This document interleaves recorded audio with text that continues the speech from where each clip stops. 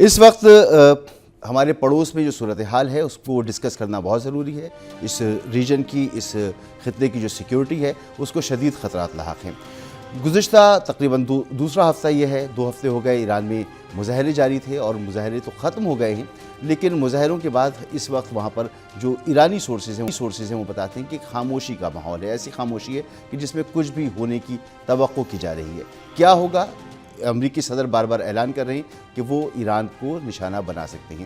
فی الحال تو انہوں نے یہ کہا ہے کہ اب مظاہرے ختم ہو گئے ہیں، ہلاکتیں رک گئی ہیں، اور پھانسیوں کا جو سلسلہ تھا، جو سزائیں دینی تھی ایران کو، ایران ان پر بھی عمل درآمد نہیں کرے گا۔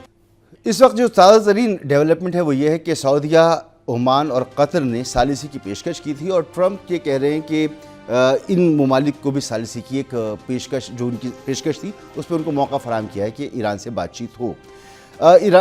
ٹرمپ کے رویے میں بھی ایک تبدیلی آئی ہے، ایران کی طرف بھی ایک لچک محسوس ہو رہی ہے، کیونکہ ایران کی طرف سے کہا جا رہا تھا کہ فوری طور پر سزائیں دی جائیں گی، لیکن سزائیں نہیں دی جا رہی ان لوگوں کو جنہوں نے تشدد کیا ہے، جنہوں نے قتل و غارت کی ہے ایران میں مظاہروں کے دوران۔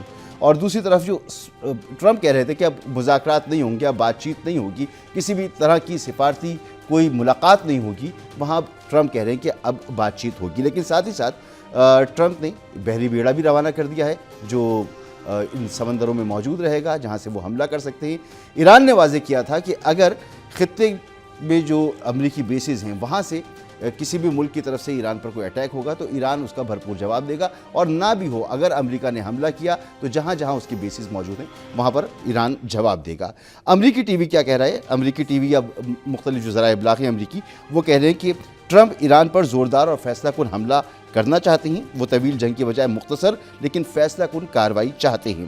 دوسری جانب اسرائیلی میڈیا کے مطابق اسرائیلی آرمی چیف نے فوری دفاعی تیاریوں کا حکم دے دیا ہے۔ شمالی اسرائیل سمیت مختلف علاقوں میں بم شیلٹرز کھلنا شروع ہو گئے ہیں۔ اسرائیل توقع کر رہا ہے کہ امریکہ ایران پر حملے سے قبل وارننگ دے گا۔